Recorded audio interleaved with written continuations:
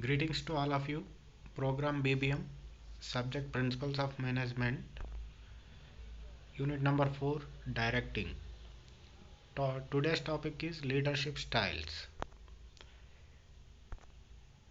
The contents of today's topic are Introduction and Autocratic Leadership. Leadership is the process of influencing the behavior of others. As you already know that leader has to influence the behavior of the others. In an organization, managers has to behave like a leader so that they can influence the behavior of the subordinates. Without proper leadership, the organization cannot function effectively and efficiently. So based on the behavior of the leaders, there are different leadership styles.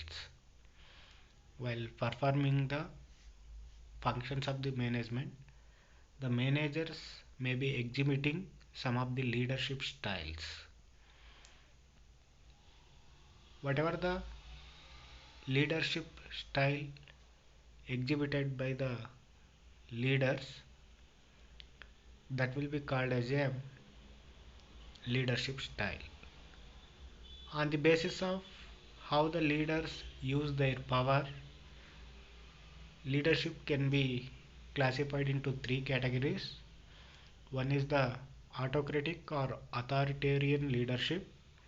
Second one, democratic or participative leadership. Third one, free rein or laissez-faire leadership.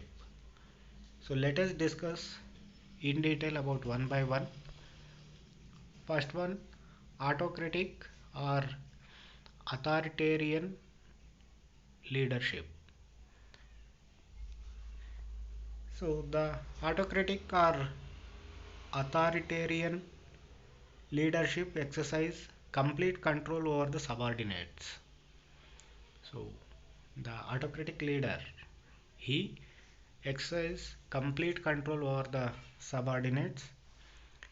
He centralizes power in himself and takes all the decisions without consulting the others.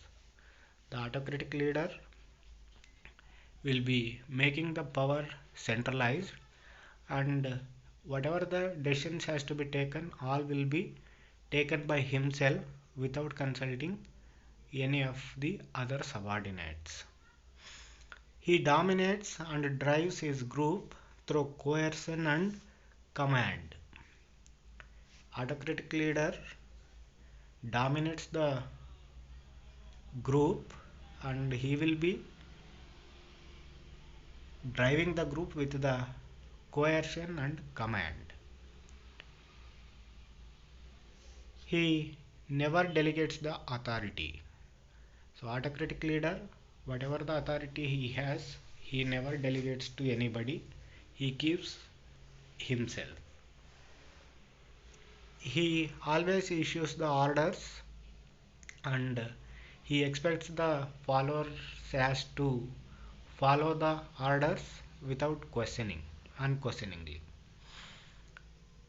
As autocratic leader rewards and holds threat of penalties to direct the subordinates.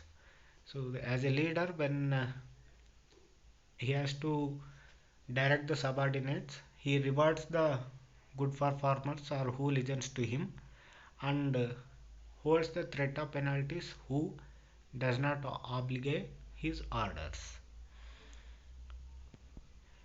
So let us see the advantages of being a autocratic leader. First, autocratic or authoritarian leadership provides quick decision making. So with the authoritarian leadership, the decisions can be taken very quickly because the autocratic leader does not consult anybody. He will be taking the decisions himself.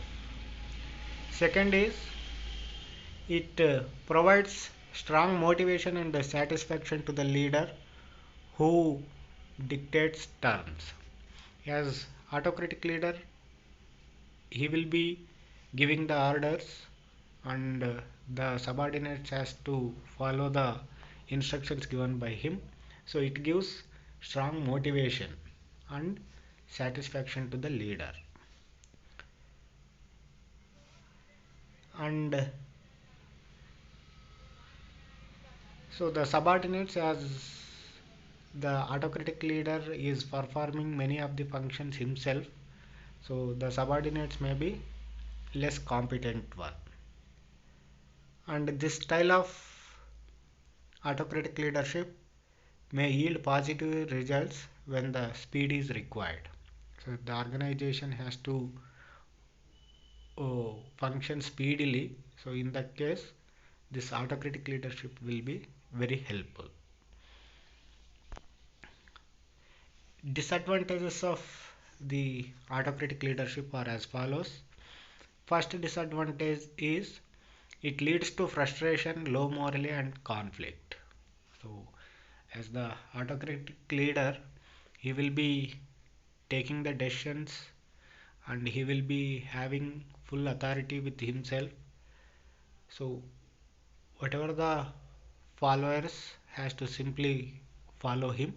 That's why among the followers frustration may happen, and as he will be directing the behavior of the subordinates, there will be a low morale and there will be a chances of conflicts. The other disadvantage is it tend to shrink responsibility and initiatives in the subordinates. So subordinates may not take the responsibility and initiative, as the autocratic leader will be giving the orders and he will be centralizing the power. The autocratic leadership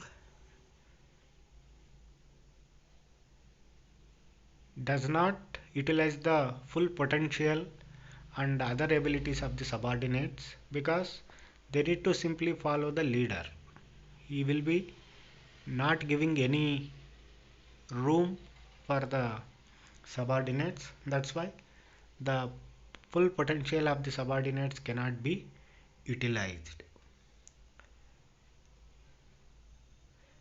So the organization will be threatened because of its uh,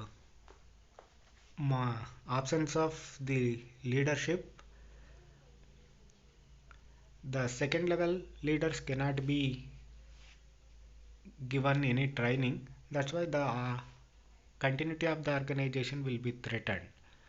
So if the second level managers or leaders are trained, so then only there will be a chances for the continuity of the organization. Otherwise the continuity of the organization may be very difficult because of there will be a no second level managers. So these are the some of the disadvantages of the autocratic leadership. But autocratic leadership may be appropriate when the subordinates are uneducated and unskilled. So if the subordinates are unskilled and uneducated, so this autocratic leadership will be very useful. So lack of knowledge and experience on the part of the subordinates makes it necessary that the leader has to take all the decisions. So if the subordinates are uneducated, then obviously all the decisions has to be taken by the leader himself. But if the subordinates are educated, so in that case this type of autocratic leadership will not be helpful. Even when a leader prefers to dominate the decision making and there is a little room for the error in final accomplishment, so autocratic leadership may enhance morale and improve productivity of the leader. So he will be taking all the decisions, hence his productivity and his morale will be very high. So thank you very much for watching this video. Thank you very much.